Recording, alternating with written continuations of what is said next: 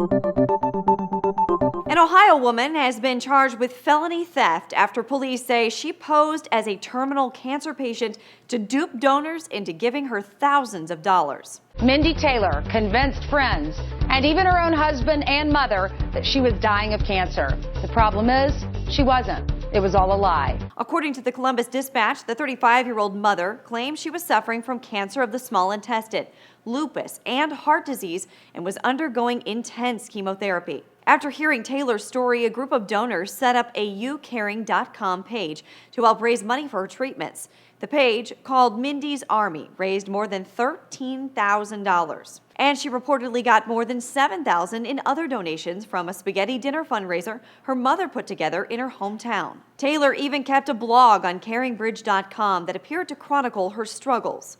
A recent post read, "For those of you who don't know, last week was really hard for me. I pushed myself a little too much. Shocking, I know."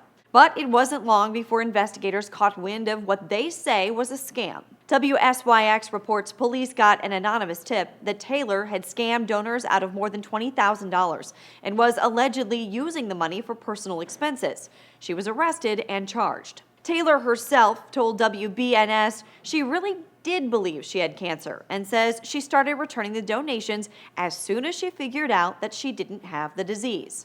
"I'll take the onus for whatever they want me to do. I'll do it. I'm not a bad person. I do want to clear my name." But a Ross County prosecutor told the Columbus Dispatch he believes otherwise. "I think she's a hypochondriac and that she enjoyed the attention.